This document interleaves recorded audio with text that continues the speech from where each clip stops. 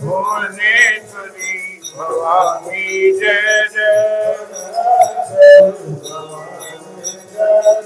वीणा वादन सारद जय जय। माहुलसी के तुलसी की जय। जय जय जय ऋषिराज की जय जय। जय जय जय ऋषिराज की जय जय। जय भारत माता की जय जय। हरे हरे हरे महादेव की जय जय। हरे हरे हरे महादेव की जय जय।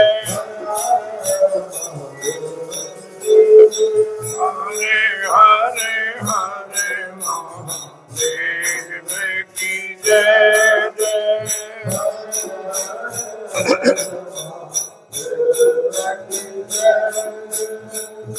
बोलिए सच्चिदानंद भगवान ऋषि मार्कंडेय महाराज कार्तिक महात्मा। कल आपने श्रवण किया था, भगवान ने देवताओं को आश्वासन दिया था कि अब मैं अवतार लूंगा, और अवतार भी कौन सा? बोले मछली का अवतार लूंगा, मत्स्य अवतार। भगवान के अनेक अवतार हुए हैं। 24 अवतारों की हमारे यहाँ मान्यता है। कितने? 24।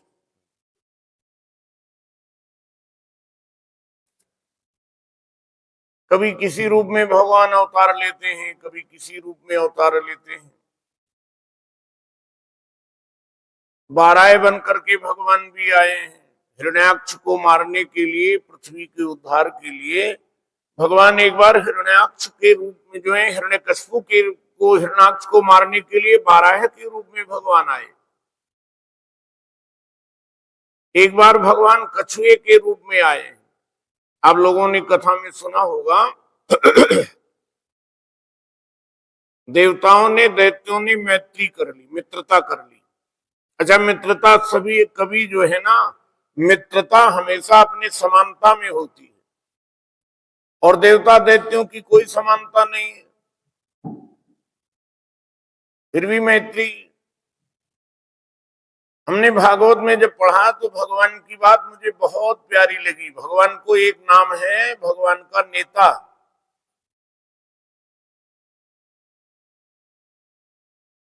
भगवान नेता भी है। जहां 1000 नाम विष्णु सहस्त्र नाम में भगवान के हैं, तो मुझे लगता था कि भगवान को नेता क्यों कहा गया। भगवान का एक नाम नेता इसलिए है, इनसे बढ़िया नीति कोई जान नहीं सकता है। बड़े धर्म पूर्वक राजा बलि राज कर रहे थे, तो आप लोगों ने एक उदाहरण सुना होगा, यतो धर्मा ततो जयः, यतो धर्मा ततो जयः। जहां धर्म होता है वही जय रहती है। वहीं पर अब तो भगवान से देवताओं ने जब पुकारा, माता अदिति ने जब अपने बेटों के देवताओं के लिए पुकार किया, प्रभु मेरे बेटों की रक्षा करिए, तो भगवान ने कहा देखो राजा बलि बड़े धर्म पूर्वक शासन कर रहे हैं, इसलिए उनके राज्य को छीना नहीं जा सकता है। अब एक उपाय है, देवताओं से कहा हम लोग मिल करके अब उनके साथ मिलकर समुद्र का मंथन करेंगे। देवताओं ने कहा हमारी उनकी मैत्री कैसे हो सकती है? बोले कर लेना चाहिए। उदाहरण कितना बढ़िया भागवत में दिया है। भगवान ने कहा एक बार एक टोकरी के भीतर सांप बंद था, और उसी में संयोग से चूहा भी बंद हो गया। सांप ने चूहे से कहा मामा जी आप देखो, अब उनकी जरूरत है। बोले अरे मामा जी हम संयोग देखो, हम दोनों यहाँ रह रहे हैं, तो बोले आपके तो दांत बड़े पैने हैं, बड़े बड़े ऐसे हैं, आपके दांत तो बड़े मजबूत हैं, आप लोहे को काट सकते हो, तो इस टोकरी के बंधन को काट दो। अब चूहा महाराज ने धीरे धीरे करके काट करके उसमें से टोकरी से निकलने की जगह बनाई। और जब सांप महाराज निकलने लगे तो निकलते निकलते इन्होंने निकले तो, लेकिन जाते जाते उस सांप उस चूहे को भी निकल गए। भगवान ने कहा मैत्री कर लेना चाहिए। अब तो राजा बलि से और राजा इंद्र से मैत्री करवा दी, समुद्र मंथन हुआ। और समुद्र मंथन की कथा आप लोगों ने सुना होगा। समुद्र मंथन के लिए जैसे मथानी बनाई हुई, मथानी कौन सी है? मंद्राचल पर्वत। अब तो धीरे धीरे क्रियाएं लुप्त होती जा रही। मथानी बना करके दधी मंथन देवियां करती थी, और आप जानते हैं उसमें रस्सी लगाती थी, मथानी बनाती थी। अब मथानी बनाया समुद्र के लिए, बासुकी नाग को बना दिया महाराज जो है वो रस्सी। और जब समुद्र में जैसे ही मंदराचल को डाला तो वो पहाड़ नीचे जाने लगा। देवता दैत्य चिल्लाए, बोले प्रभु अब हो गया मंथन, अब नहीं हो सकता। क्यों? बोले जिससे मथानी जो डाला है, पहाड़ जब टिकेगा तब न मंथन होगा। घबराए, बोले अब नहीं हो सकता, ये पहाड़ टिकने नहीं आ रहा है। तो भगवान ने कहा देवताओं, सब काम पुरुषार्थ से नहीं होता है, सारे काम व्यक्ति पुरुषार्थ से कर ले। आप लोग देखिए, मेरी कृपा का भी स्वरूप देखिए। आप लोग घबराइए नहीं, हम अपनी कृपा का आश्रय देते हैं। भगवान ने क्या किया? कछुए का रूप बना लिया, कछुआ बन गए। बोलिए कच्छप नारायण भगवान की। कछुए महाराज, कछुआ कच्छप नारायण के पीठ के ऊपर मंदराचल टिका और समुद्र मंथन हुआ, और उसमें से विष आदि, उसमें से अमृत आदि सभी रत्न निकले, 14 रत्न निकले। भगवान के एक अवतार लेने का एक हेतु ये भी है। भगवान नरसिंह बन करके आए। हिरण्यकशिपु ने वरदानों के कवच पहन लिए, और भगवान नरसिंह बन करके प्रकट हुए। एक बार परशुराम बन के आए हैं, भगवान वामन बन के भी आए हैं। राजा बलि बड़े भाग्यशाली हैं, इनके कार्यकाल में भगवान वामन बन के आए, छोटे से भगवान बन करके। और जानते हो नर्मदा के पावन पुलिन पर यज्ञ हो रहा है, और उस यज्ञ में भगवान याचक बन करके आए। तुलसीदास जी महाराज ने बहुत सुंदर बात कही है। तुलसीदास जी महाराज कहते हैं, जब जब नाथ सुरन दुख पायो, जब जब नाथ, जब जब नाथ सुरन दुख पायो, जब जब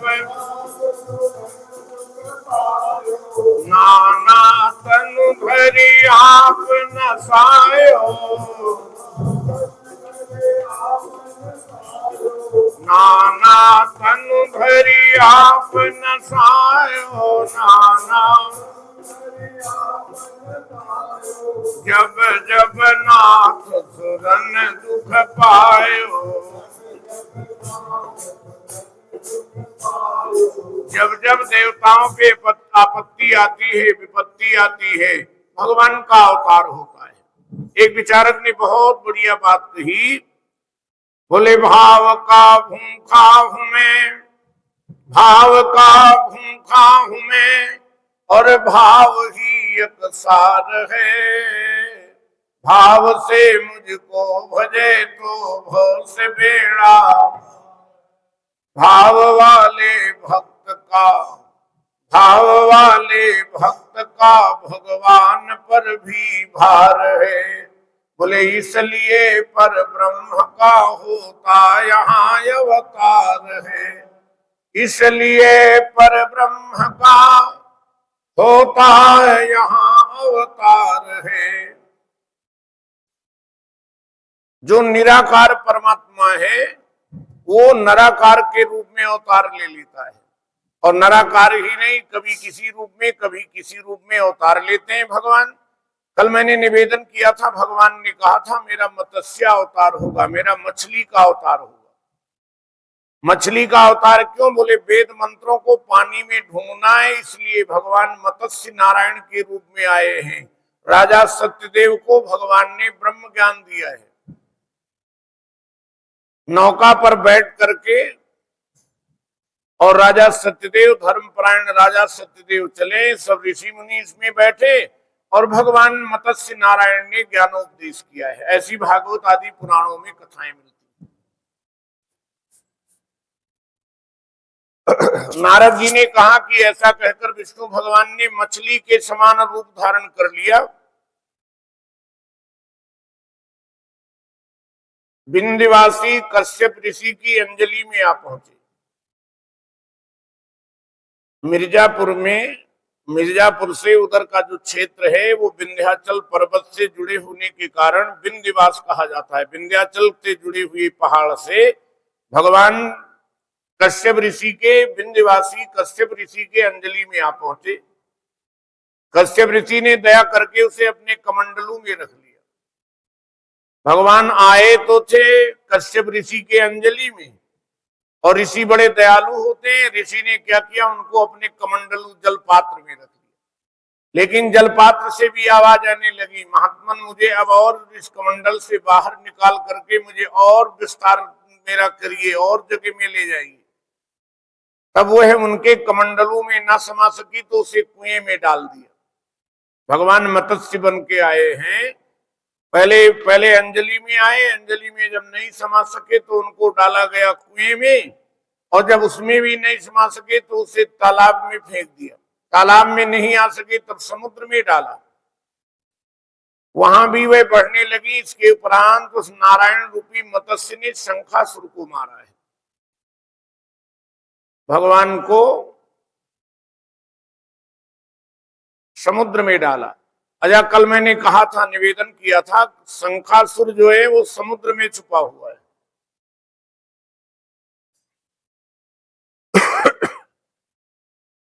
समुद्र में डाल दिया। ये कथाएं संदेश देती हैं परमात्मा बहुत व्यापक है। वेदांत की बातें आप सुनते हैं, वेदांत की कथा सुनते होंगे, तो उसमें वेदांत में बहुत मीठा उदाहरण दिया जाता है। घटाकाश, मठाकाश, घटाकाश, ये क्या है? भगवान कैसे, परमात्मा कैसे हैं? बोले गगन सदृश्यम, आकाश की तरह परमात्मा है। आकाश सर्व जगह सर्व व्यापक है। आप जहां तक चले जाइए, यहां से आप कहीं और अलग चले, अमृतसर चले जाइए तो वहां भी ऐसे आकाश सर्वव्यापी दिखाई देता है। वह आकाश घड़े में भी दिखाई देता है, मंदिर मठ के ऊपर भी दिखाई देता है। लेकिन अगर मठ गिर जाए तो आकाश की सत्ता बराबर बनी रहेगी। घड़े में आपको आकाश दिखाई देता है, लेकिन घड़ा टूट जाए तो परमात्मा गगन सदृश्यम, सर्वत्र व्याप्त रहने वाला वो परमात्मा है। और परमात्मा की कोई सीमा नहीं है, असीम है परमात्मा। संसार की हर वस्तुएं सीमित हैं, संसार के व्यक्ति कहीं न कहीं सीमित हैं, लेकिन परमात्मा तो असीम है, उसका कोई पारावार नहीं है। एक बहुत बढ़िया उदाहरण मुझे बहुत प्यारा लगता है। समुद्र के किनारे दो बच्चे खेल रहे थे। समुद्र के किनारे दो बच्चे छोटे छोटे खेल रहे थे। एक बच्चे ने एक बच्चे की कमीज फाड़ डाली, लड़ाई हो गई, झगड़ा हो गया। झगड़ा हुआ तो एक बच्चे ने एक बच्चे की कमीज, और जब कमीज फट गई तो बालक, छोटा सा बच्चा, वो रोने लगा। व्याकरण में सूत्र है, बाला नाम रोदनम बलम। बाला नाम, बच्चों की ताकत क्या है? बोले रोदनम बलम, रोने लगा, रोए जा रहा है, रोए जा रहा है। तो एक फकीर बैठा हुआ नाम जप रहा था, माला जप रहा था एक फकीर, और उसने जब देखा तो बच्चे को रोना देखकर उसे दया आ गई। उस फकीर ने जाकर के उस बच्चे से कहा, बेटा तू रो रहा है, मुझे अच्छा नहीं लग रहा है, तेरा रोना देख करके मुझे दया आ गई है, तू जो चाहे मांग ले। हमने बहुत साधनाएं की है, जो तू रिद्धि सिद्धियां मेरे पास हैं, जो तू चाहेगा मैं तुझे अभी दे दूंगा। उस छोटे से बच्चे ने फकीर के आगे खड़ा हो गया और उसने कहा, क्या कहा आपने, जो मांगेंगे दे दोगे? बोले हाँ दे देंगे। तो उसने नेकर के जेब से एक प्याला निकाला, कमीज तो फट गई थी, नेकर का जेब, उसने नेकर के जेब से प्याला निकाला और कहा ये क्या है? बोले बेटा ये तो प्याला है। बोले सामने देखो, ये क्या है सामने? बोले समुद्र लहरा रहा है। बोले यदि आप मुझे देना चाहते हो तो ये समुद्र को इस प्याले में डाल दो।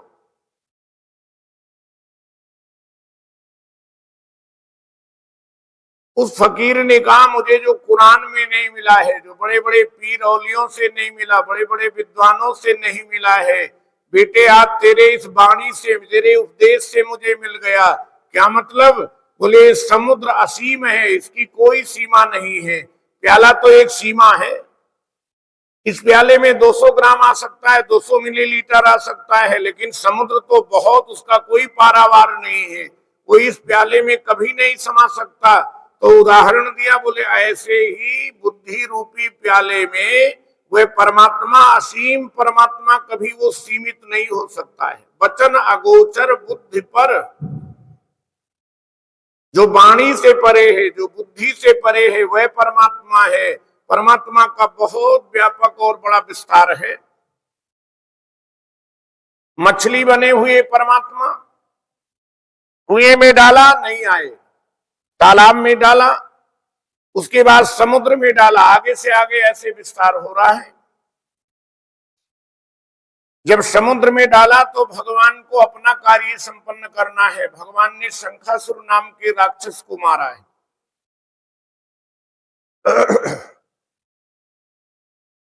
इसके उपरांत उस नारायण रूपी मत्स्य ने शंखासुर को मारा। तत्पश्चात उस शंख को हाथ में लेकर बद्रिकारण्य में आ पहुंचे। बद्री नारायण में सब मुनियों को बुलाकर आज्ञा दी। विष्णु भगवान ने कहा, पानी में इधर उधर फैले हुए वेदों को शीघ्र ही ढूंढो। भगवान ने ऋषि मुनियों को आदेश दिया, पानी में जो सर्वत्र इधर उधर वेद मंत्र छिटके हुए हैं, आप सब लोग उनको ढूंढने का प्रयास करें। ऋषियों ने शीघ्र ही, आप लोग रहस्य वेदों को जल से निकाल कर शीघ्र मेरे पास ले आओ। इतने काल तक मैं देवताओं के साथ प्रयाग में ठहरा हूं। जब तक ऋषि मुनियों आप लोग जब तक वेद मंत्रों को खोजोगे, तब तक हम प्रयागराज में रहेंगे। अभी प्रयागराज का जो है, प्रयागराज की अभी विशेष महत्व नहीं है, अभी कोई जानता ही नहीं। भगवान कहते हैं मैं प्रयागराज में ठहरा हूं।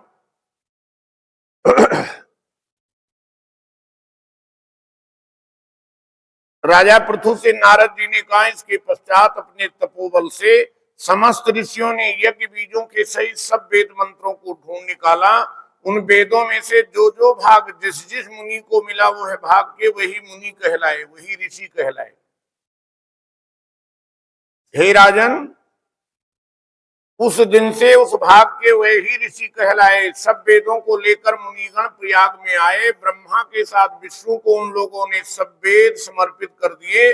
सब वेदों को पाकर ब्रह्मा बड़े प्रसन्न हुए। तुरंत ही उन्होंने देवता तथा ऋषियों के साथ अश्वमेध यज्ञ किया। अच्छा, वेद के न होने से यज्ञ नहीं हो रहे थे। यज्ञ में मुख्यता क्या है? वेद मंत्रों का उच्चारण, और वेद मंत्र समुद्र में इधर उधर बिखरे हुए थे, शंखासुर चुरा ले गए थे। अब जब वेद मंत्र नहीं तो यज्ञ नहीं हो रहा है। अच्छा, भगवान जानते हो क्या कहते हैं? आप भगवत गीता में पढ़ें, भगवान से किसी ने पूछा आप खाते क्या हो, आपका भोजन क्या है? भगवान कहते हैं, भोक्तारम यज्ञ तपसाम सर्वलोक महेश्वरम। मैं तो व्यक्ति के यज्ञ के फल को ही भोजन के रूप में स्वीकार करता हूं। यज्ञ का बड़ा व्यापक स्वरूप हमारे यहाँ बताया गया है। और बोले यज्ञ के फल को ही मेरे प्रसाद के रूप में, भोजन के रूप में मैं उसे ग्रहण करता हूं। अब जब यज्ञ नहीं हो रहा था तो देवता लोग भी मानो जो है बिना यज्ञ के बड़े निष्प्राण हो रहे थे, बड़े भूखे रह रहे थे। और जैसे यज्ञ ध्वनि, जैसे यज्ञ प्रारंभ हुआ, वेद ध्वनि सुनाई दी। सब वेदों को पाकर ब्रह्मा बड़े प्रसन्न हुए। तुरंत ही उन्होंने देवताओं तथा ऋषियों के साथ अश्वमेध यज्ञ किया है। जहां आज तीर्थराज प्रयाग है, वहां बहुत बड़े यज्ञ का समायोजन हुआ। यज्ञ के अंत में देवता, गंधर्व, यक्ष, नाग और गुह्यक गण विष्णु को भूमि पर दंडवत करके प्रार्थना करने लगे। और जैसे यज्ञ संपन्न हुआ तो भगवान के लिए सब लोगों ने प्रणाम किया है। देवता गणों ने कहा, हे देवदेव, हे जगन्नाथ, हे प्रभु, हम लोगों की प्रार्थना आप सुनिए। सब देवता लोग मिलकर भगवान से प्रार्थना करने लगे। इस स्थान में नष्ट हुए वेद पुनः ब्रह्मा को मिले हैं। हे लक्ष्मीपति, आपकी अनुकंपा से हम लोगों को यज्ञ का भाग भी यही मिला है। ये स्थान कितना महत्वशाली है, कितना महत्वपूर्ण है। देखो, स्थान की अपनी महिमा होती है, अपनी गरिमा होती है।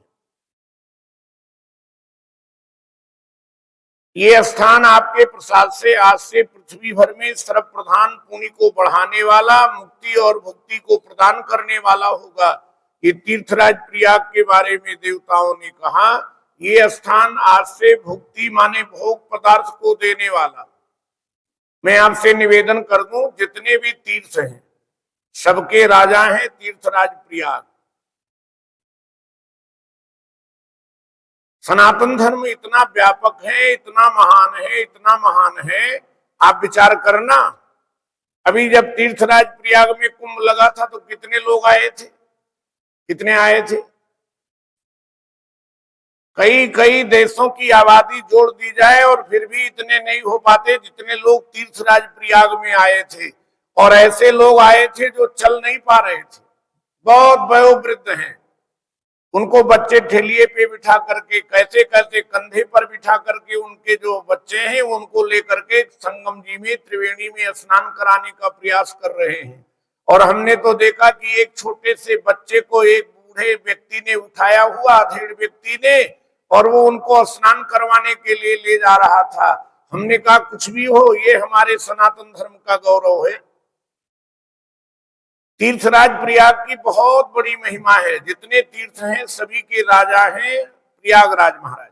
तो बोले, राजा जो होते हैं तो ऐसे थोड़ी राजा होते हैं। राजा क्या खजाना होता है? इनके खजाने में क्या है? बोले, चारि पदार्थ भरा भंडारू।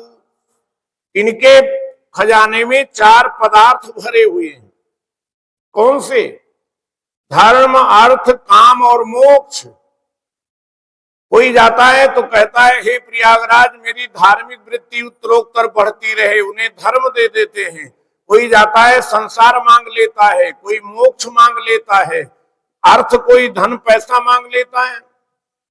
और कभी कभी तो महाराज ऐसे भी परमहंस पहुंचते हैं भरत जी के जैसे, और वो कहते हैं, अर्थ न धर्म न काम रुचि गति न चहो निर्वाण, जन्म जन्म रति राम पद यह वरदान नयान। हे प्रयाग राजा, मेरी झोली में तो ऐसा वरदान दे दो जिससे भगवत प्रेम बना रहे। 4 पदार्थ उनके झोली में, महाराज व्यक्ति के साधक के झोली में प्रयागराज डालते। तुलसीदास जी लिखते, चारि पदार्थ भरा भंडारू, चारि पदार्थ भरा पुण्य प्रदेश देश अति चारु, पुण्य प्रदेश देश अति चारु। जहाँ प्रयागराज है वो देश पवित्र, चारु माने होता है पवित्र। वह देश कितना पवित्र है, यहाँ गंगा यमुना सरस्वती तीनों आकर के मिलती है। बोले, राजा तो सिंहासन पर बैठते हैं।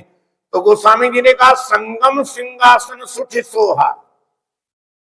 जहां ये तीनों नदियां आकर के मिलती है वो संगम ही सिंहासन है प्रयागराज का। राजा के यहाँ यशो कीर्ति गाने वाले भाट लोग होते हैं, बंदी जन होते हैं। बोले, बंदी वेद पुराण सब कहत विमल गुण ग्राम। शास्त्र और जितने वेद पुराण हैं सब तीर्थराज प्रयाग की। बोले, राजा के यहाँ मंत्री भी होते हैं। सत्य सचिव श्रद्धा प्रिय नारी राजा की रानी होती है। रानी कौन है? बोले, श्रद्धा ही उनकी रानी है और सत्य ही जिनके मंत्री हैं, सलाहकार हैं। तो बोले, राजा के यहाँ तो सेना भी होती है। प्रयागराज की सेना क्या है? तीर्थराज प्रयाग राजा की सेना क्या है? तो गोस्वामी जी ने कहा सैन्य सकल तीरथ बर बीरा, दुनिया के जितने तीर्थ हैं, सैन्य सकल तीर्थ बर बीरा, जितने भी तीर्थ हैं ये प्रयागराज की सेना है। तो बोले सेना तो लड़ाई लड़ती है, प्रयागराज वाली सेना किससे लड़ाई लड़ती है? बोले कलुष अनेक दलन रणधीरा, कलुष पाप रूपी सेना से, ये प्रतिपक्ष सेना से लड़ रही है प्रयागराज की सेना। हमारे यहाँ बहुत महिमा गाई गई है तीर्थराज प्रयाग की।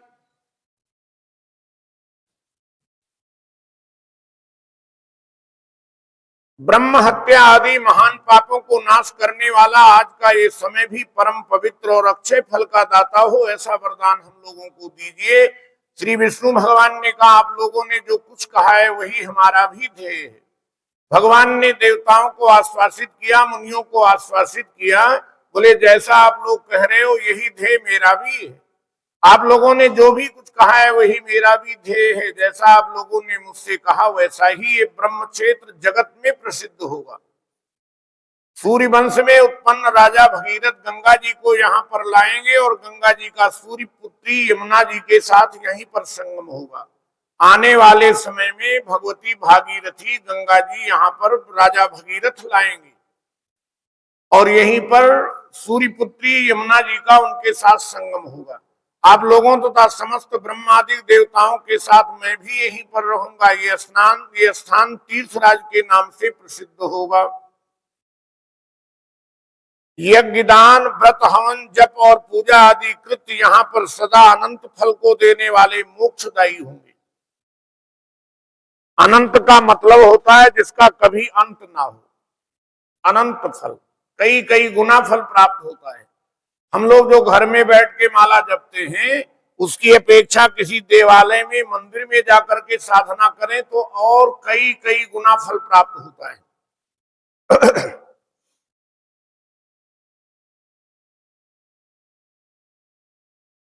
सात जन्म के किए हुए ब्रह्म हत्या आदि महापाप भी तीर्थराज के दर्शन मात्र से उस समय नष्ट हो जाएंगे। जो बुद्धिमान मनुष्य मेरे सन्निकट तीर्थराज में शरीर त्याग करेंगे वे मेरे ही शरीर में मिल जाएंगे।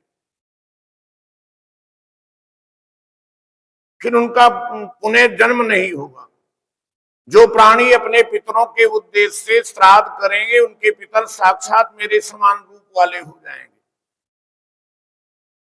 जब किसी विशेष तीर्थ में जाया जाता है तो ये तीर्थ के लिए पिंडदान होता है। अभी हमें गया जाना था पिंडदान देने के लिए, तो ये कहा गया कि या तो आप अयोध्या में भी एक तीर्थ के लिए पिंडदान करिए या प्रयागराज में करिए।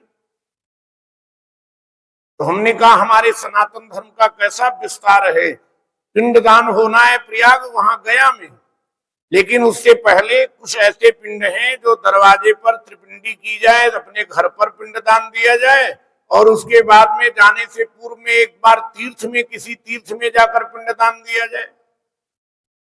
भगवान कहते हैं जो प्राणी यहाँ अपने पितरों के उद्देश्य से श्राद्ध करेंगे उनके पितर साक्षात मेरे समान रूप वाले हो जाएंगे। हमने कई बार आपके इस मंच के माध्यम से मंदिर में यहाँ पर भी आपसे निवेदन किया है। हमारे सनातन धर्म की 3 विधाएं हैं, ध्यान से सुनना। 3 विधाएं हमारे यहाँ हैं, अर्पण, तर्पण और समर्पण। तर्पण, अर्पण और समर्पण। पितरों के लिए तर्पण, देवताओं के लिए अर्पण और हमारे जो महनीय श्रेष्ठ लोग हैं उनके लिए समर्पण। यही वृत्ति सनातन धर्म के प्राण है तीनों। जो लोग गया में आदि में जाकर के पिंडदान देते हैं, लेकिन उनको भी इससे पहले तीर्थ में जाकर के, और भगवान कहते हैं जो लोग अपने पितरों के निमित्त यहाँ आकर के पिंडदान करेंगे उनके पितर भी साक्षात हमारा रूप उनको मिल जाएगा, नाम हमारे उनको धाम मिल जाएगा, उनको सारूप सालोक सामीप मुक्ति मिल जाएगी। ये समय भी समस्त प्राणियों को महापुण्य देने वाला होगा। जो लोग इस तीर्थराज में आकर के मकर राशि के सूर्य में स्नान करेंगे। कल मैंने कहा था जैसे आजकल तुला राशि में कार्तिक में सूर्य नारायण चल रहे हैं, आगे समय आने पर सूर्य नारायण मकर राशि में आ जाएंगे। और मकर राशि में कब आएंगे? बोले जब माघ का महीना होगा, या ये कहिए जब सूर्य नारायण मकर में आएंगे तो माघ आ जाएगा। माघ मकर गति रवि जब होई, माघ मकर गति रवि जब, माघ मकर गति रवि जब होई, तीर्थ पति आव सब कोई। संसार के जितने तीर्थ हैं सब तीर्थराज प्रयाग में आते हैं, और जो व्यक्ति माघ के दिनों में प्रयागराज में जाकर के अवगाहन दर्शन करते हैं उनको सभी तीर्थ करने का फल मिल जाता है। मकर की संक्रांति होने पर माघ महीने में प्रातः काल स्नान करने वाले के केवल दर्शन मात्र से सब पाप नष्ट हो जाते हैं, जैसे सूर्य के तेज से अंधकार नष्ट हो जाता है। रात्रि के में अंधेरा है, रात्रि तम प्रधान है, निशीथ बताया गया रात्रि के लिए। और जब अंधेरा रहता है और अंधेरे को मिटाने का कितना भी प्रयास कर लिया जाए, लेकिन अंधकार इतनी जल्दी मिटता। आकाश में जो तारे चमचमा रहे हैं चंद्रमा की तरह चमचमाने लग जाएं। जितने पहाड़ हैं सब पर आग लगा दी जाए, इतनी उसका तेज व्याप्त हो जाए, लेकिन महाराज रामायण में ऐसा मीठा वर्णन है, राकापति सोडस हुए तारागण समुदाय, सकल गिरन दव लायऊ बिन रवि रात न जाए। जब तक सूर्य नारायण उदयांचल पर नहीं आते हैं तब तक रात्रि की सत्ता, और जैसे सूर्य नारायण उदयांचल पे आए हमें कुछ कहना पड़ता है क्या? अंधेरा अपने आप ही। ऐसे ही तीर्थराज में प्रयाग में जाकर के व्यक्ति जब स्नान करता है, दर्शन करता है, तो उसके पाप रूपी अंधकार रूपी पाप समाप्त हो जाता है। माघ के महीने में माघ के महीने में मकर की संक्रांति होने पर स्नान करने वाले प्राणियों को सालों की सामीप अपना स्वरूप में देता हूं और इन तीनों मुक्तियों को प्रदान करता हूं। हे मुनिवर, आप लोग मेरे वाक्य को सुनिए। सर्वत्र व्याप्त रहता हुआ सर्वदा बद्रिकारण्य में निवास करता हूं। भगवान तो गगन सदृश में है, भगवान तो आकाश की तरह सब जगह कण कण में व्याप्त रहते हैं। ईशावास्यमिदं सर्वम यत् किंचित जगत्याम जगत, परमात्मा सब में व्याप्त है। लेकिन सब में व्याप्त होने के बाद भी भगवान कहते हैं मैं बद्रिकारण्य में सदैव निवास करता हूं। अनेत्र सैकड़ों वर्ष तप करने से जो फल मिलता है वो एक दिन में बद्रिकारण्य में तपस्या करने से मिलता है। जो महान भाव मेरी स्थान बद्रिकाश्रम का दर्शन करेंगे वे जीवन मुक्त हो जाएंगे, समस्त उनके पाप नष्ट हो जाएंगे। सूर्य ने कहा इस तरह से विष्णु भगवान ने सब देवताओं को कह करके ब्रह्मा जी के साथ अंतर्ध्यान हो गए। इंद्रादि देवतागण भी अपने अंशों को वहीं छोड़कर अंतर्ध्यान हो गए। वहीं से सब देवता, भगवान भी अंतर्ध्यान हुए, देवता भी अपने अपने अंशों को प्रयागराज में छोड़ करके वहीं से अंतर्ध्यान हो गए। ब्रह्मा जी के साथ ही अंतर्ध्यान हो गए। इंद्रादि देवगण भी अपने अंशों को वहीं छोड़कर अंतर्ध्यान हो गए। जो कोई प्राणी से शुद्ध मन से सुनेंगे, देखो बड़ी बढ़िया बात है कि यहाँ सुनने और सुनाने वालों को दोनों को एक आशीर्वाद मिला है। जो लोग बड़े शुद्ध मन से इस कथा को सुनेंगे अथवा दूसरे को सुनावेंगे वह प्रयागराज और बद्रिकारण्य जाने के समान फल को प्राप्त करेंगे। आज तो हम लोगों की ये कथा की फलश्रुति है। तीर्थराज प्रयाग में जाने के बाद और बद्रिकारण्य में जाने के बाद जो फल प्राप्त होता है वो आज हम लोगों ने बाबा मार्कंडेय जी महाराज के चरणों में बैठ करके सहज में प्राप्त किया है। आज जो प्रसाद की सेवा बाबा के श्री चरणों में आई है वो श्री भुवन गर्ग जी के द्वारा आई है। ये बालक बैठा हुआ है आगे, भुवन गर्ग बड़ी सेवा करते हैं। आज मैं सुबह जब आया तो देख रहा था कि उस समय में जो है बड़े सवेरे सवेरे आप आ जाते हैं। ये इधर बाहर देखा तो झाड़ू लगा रहे थे आरती से पहले, आरती से 4:30 बजे ये देखा तो ये सेवा कर रहे थे। और जब भी ये आयोजन होता है कार्तिक में तो बहुत लालायित रहते हैं। ये जब जयपाल जी होते थे तो उनसे कहते थे कि मेरे प्रसाद की सेवा बहुत जल्दी लिख दीजिए ताकि कहीं कॉपी में वो भर न जाए। और आज उनके द्वारा ये सेवा की जा रही है। भगवान महर्षि मार्कंडेय जी महाराज इनकी श्रद्धा भक्ति उत्तर उत्तर बढ़ावे, इनके खजाने भरे। ऐसी बाबा जी के श्री चरणों में मंगल कामना करते हुए इस श्री पद्म पुराणे श्री कृष्ण सत्या संवादे भाषा टीका सहिते कार्तिक महात्म में चतुर्थो अध्याय समाप्त। जय सिया राम, जय जय सिया राम,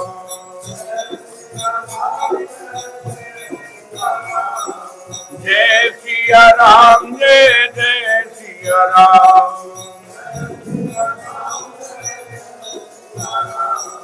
जय सिया राम, जय जय सिया राम, जय सिया राम, जय सिया राम, जय जय सिया राम, जय सिया राम, जय जय सिया राम, जय सिया राम, जय जय सिया राम, जय सिया राम, जय जय सिया राम, जय सिया राम, जय जय सिया राम, जय सिया राम, जय जय सिया राम,